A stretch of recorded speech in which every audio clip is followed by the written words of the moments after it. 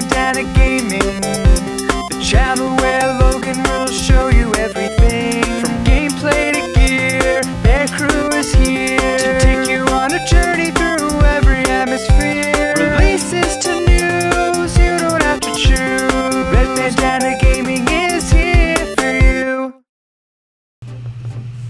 Hey everybody, Logan here, and today we are finally reviewing Forza Horizon 5. Yeah, I know I didn't jump on the bandwagon and do it right away when it came out, but I thought that'd be a bit of a disservice to you guys. I decided I'm gonna put some hours into this game before I give a definitive review.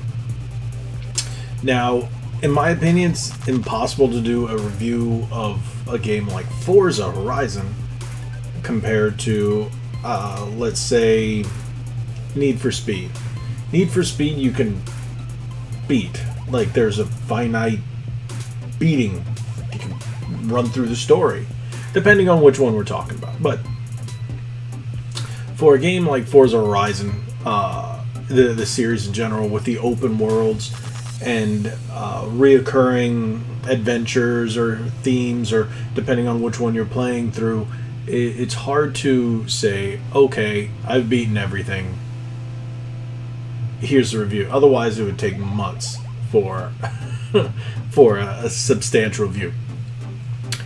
But the reason I was able, or at least I feel I can give you this review, so I don't know if I'd even call it soon, because there's a lot of outlets out there that have already reviewed the game. But if you've played Forza Horizon 4, yeah, this one's going to feel very familiar to you. There's a lot of things that they've brought over, but we're talking about 5, not about 4. As we go on, I'll tell you a bit more. But Forza Horizon came out on Game Pass day 1, as well as physical. But the physical one, this is the first release for the new style Xbox Series X boxes. So that's kind of cool. I did do a video on my opinions on new boxes, and that's an interesting topic. Now, the Forza controller's already come out, and I did the unboxing on this. This has actually become, as odd as it looks, my go-to controller. I love the feel of the grips. The surface is just, it's a really good controller. The grips are really what did it for me, even though the colors are pretty awful. So with that being said and out of the way, the game itself is really, really good, but there's one caveat. Unlike Forza Horizon 4, I feel that if you don't buy the VIP, you're kind of doing yourself a disservice in this game. Yeah, hear me out. I feel that if... And I'm saying I feel because I don't know this as a fact, so take it with a grain of salt. But I feel that the fact that they put it on Game Pass day 1, they made it a little tougher to gather the credits or the funds that you need in order to upgrade and buy new vehicles. Forza Horizon 4, it was so easy to just rack up the credits and just buy new cars and mod your cars and just race like crazy. This one seems to be a little bit more conservative when it comes to giving you credits to buy things. At this point in time, I've fully upgraded 2 vehicles in about 5 or 6 hours. No, it's probably more than that. We'll say we'll be a little conservative here and say about 6 hours of gameplay. And I have about 15 to 20 cars already. I think I have... Yeah, no, they gave me all the free ones. But I purchased about 4 or 5 myself. And I've got a ton on wheel spins. And they give you a number when you buy the expansion passes. And that is one thing I did do. I played the game for about 2 or 3 hours, but I'm only going to say about 2 hours, doing all the introductory events. And yeah, I just I was like, yeah, I can't do this. And you're probably wondering why. Because I couldn't upgrade my vehicles. I was using the one Corvette. You start with the standard Corvette. Well, it's up to you. I chose to start with the new standard Corvette, the C8. And I was really happy with it, but there's a lot of off-road terrain. So the difference between Mexico and the UK is jarring, of course. And if you've done, you know, any type of schooling, you know they are completely different geographically. So it's really fun to drive through and go off-road, and I really like to do that. The majority of my time I spent with basically a modded version of my old truck, which was a 2019 Chevy Colorado. In this one, it's a 2017. And I do the all off-road thing. I really like the off-road. The off-roading is great. And then they also give you different events depending on, they have the wilds, they have off-road, they have street racing, they have all kinds of events. And I've been choosing the off-road events. So there's different races, different types. There's your standard race. There's actually missions, terrain traversing.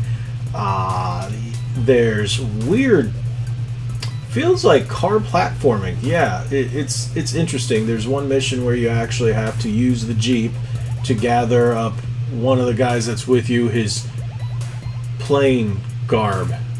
He was a pilot, and I guess it crashed. You're also looking for a Jaguar at the time.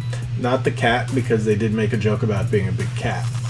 But, so yeah, there's a lot of interesting missions that aren't just race from point A to point B.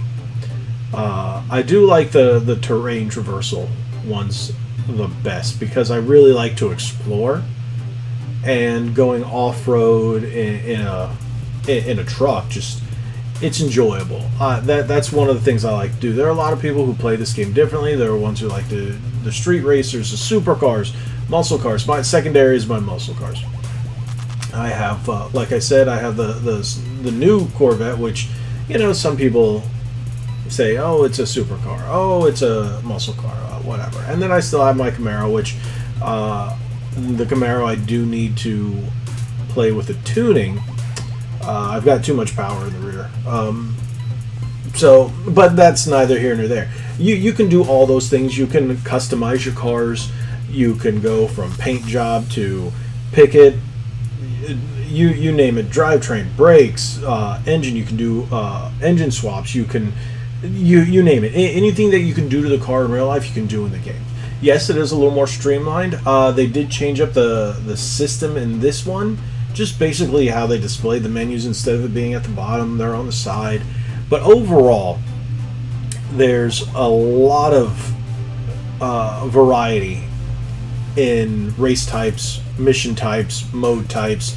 A lot of variety in terrain. I think the sandstorms are pretty interesting. Now, all the clips you've been seeing here today are just ones that I compiled while I was playing. I put them together. Instead of just playing and talking, I decided to take all the ones that that's why you've seen some crazy stuff put together, just to show you some gameplay of what I've done. But I would definitely have to say overall the game is a fantastic game. Visually, it's fantastic. I played it on the Series S and on the Series X. I would say play it on the Series X, but if you're playing it on the Series S, it really doesn't matter unless you're stopping and looking at stopping and smelling the flowers, because the game moves so fast. It looks great on both. I have not played it on original Xbox hardware. I do have a Xbox One S connected, but I haven't been playing it on there. I'm sorry. If you want to go see the technical differences, check out the Digital Foundry video they did on it. You can see the visuals. But everything you're seeing in this video came from the Series X version. So, with that being said, the game is fantastic. I'll do a little, I guess, a little closing here and say visuals are fantastic. Some of the screenshots I've taken dang near look real. Controls are what you make of it. Tune the car correctly, and it's like butter. Otherwise, you tune it incorrectly and you're just spinning out like out of control. But if you leave it, don't go nuts, the game plays very well. The variety of missions and the variety of races are top notch. You've got all kinds of different racing styles and different vehicles that will fit your style, your basically preference of racing. You have a variety of environments from weather, and it's a great game for a racing fan. It's just fantastic, and as an Xbox exclusive, it is probably the best racing game to come out this generation. Yes, it is an Xbox exclusive because, yes, it's on PC, but it's still Xbox games. It's still PC, is still Microsoft's platform. But most people are playing it on Xbox, so hey, that's something to be said. But thank you guys so much for watching. If you have any questions, drop it in the comments below. I'll be glad to answer them. Yeah, this is a fantastic game overall. Definitely worth it. If you have Game Pass, download it today. If you don't and you're debating on picking it up, I would definitely suggest pick it up. Unfortunately, this controller is almost impossible to find now. So good luck if you can find one of those and not pay exuberant amounts of money. But thank you guys again. Hope you enjoyed the review. Like I said, it's definitely worth it. If you haven't already, head on over to redbandanagaming.com. Check us out on our socials. Follow us there. Hit that subscribe button. Hit that like button. Share this video. Check out our spring link in the description below where you can buy great Red Bandana Gaming merch just like this shirt right here. Thank you guys so much. Like we always say, be legendary. And thanks again.